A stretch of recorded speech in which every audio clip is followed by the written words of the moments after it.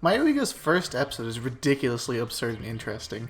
This episode was pretty controversial on popular anime places like r/anime for good reason, honestly. There are a lot of mixed tones and crazy tone shifts happening constantly throughout the episode. It feels really oddly constructed, which I'm sure was on purpose though, considering the rest of the show is also very bizarre. So today I'm going to talk about a bit of what made the show so weird and the unique elements, and how they come together to make this episode so baffling but interesting.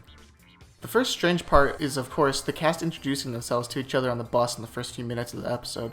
Going by online names is pretty silly, but it makes sense given the context. The range of the names is to be expected, but the part about the scene that stuck out to me really at first glance was the background music. For what is a pretty goofy scene, the music is really tense and pounds similar to a heartbeat type sound. Not only that, but they loop it for the first whole 5 minutes straight of the episode before they cut to the opening. It feels really odd and way too loud and intense for the scene. It's as if the creators were stressing the tension too much, which has the effect of confusing the audience. When the created tension is so overt like this though, I can't help but wonder if something bad actually is going to happen or not, and that it's probably just a misdirect instead. But then it wraps back around to not wanting to let your guard down, so it becomes tense all over again. It's really confusing.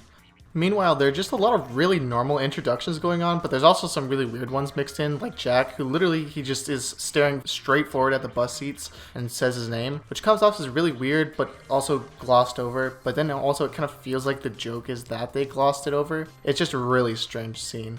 There are also 3 people on the bus, of maybe like only 40 people, but 3 of them have the username Yuna, so they have to change their names, and it comes off as a really weird coincidence. Not weird enough that you're like, oh, maybe there's something behind it, but just weird enough to be like, what? And I think that's a lot of what the tone of this episode is honestly going for. After the opening, the music is pretty optimistic and upbeat for a good while. It makes sense as a tonal shift, as opening themes are generally a tonal reset for the audience. We get a goofy scene of them singing together on the ride. Watching this episode again and noticing Masaki crying during the song, it's really extreme how hard she's crying during the group song. Even on a rewatch, I actually forgot that she was only crying because she felt bad for the hippo. Just because of how intense it is, you think that can't be what's actually happening. It's really absurd, honestly.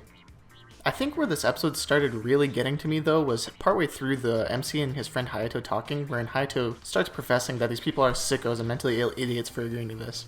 New background music starts and it's absolutely crazy. It's the weirdest melody, starting with a cautious but playful scale, but progresses to a drop into a slightly faster paced electronic rhythm that is really hard to decipher. The tone is all at once lighthearted, methodical, worrying, and dark. It's easily one of the most interesting insert songs I've heard in a piece of media in a while, and it really sounds like something straight out of Clock Tower or Silent Hill maybe. I'm going to link it below to listen for yourselves, but it was truly indecipherable to me upon a first listen. The tone is all over the place at this point, and honestly I'm at a serious loss for what to think watching it. The song continues playing for the next few minutes as dialogue between characters happens, but the unnerving part is that compared to the mild pace of everything before, all the conversations that happen onwards are delivered extremely quickly. It's really hard to understand what's happening at times, and it feels like people start to talk past each other. I feel like the show is almost brushing off everything said by the characters as stupid, pointless, or unimportant, just to rush on to the next part. Characters react early and overreact to every event it feels like. It almost seems like something directed by Kubrick in the sense that the actors react strangely and extremely to everything said. It's really unsettling. During this scene, the MC and Masaki have a ridiculous conversation to the sound of fast-paced, dark music, while the camera cuts over and over and over to new angles every few lines, giving off a really uncomfortable vibe despite the relatively unimportant subject matter at hand. My favorite thing about the dialogue, though, is that you're never really certain how seriously it should be taken. Every strange thing a character says runs through your brain with several layers of analysis. Leon says some really generic line about how she hopes they don't end up cannibalizing each other, as really obvious foreshadowing of how things could go badly. But at this point you have to wonder, is this the show telling you it'll be basic horror, or is it a misdirect? Or is this the characters saying what they think would fit the horror genre conventions because it seems cool or like it would fit in the first place because they're in a spooky place? Is this in character for them to say these silly things because they want to look or act cool? You're dealing with a bunch of idiots from online who buy into this stuff in the first place, so of course they'd lean into it if given the chance. At this point, what are you really supposed to think?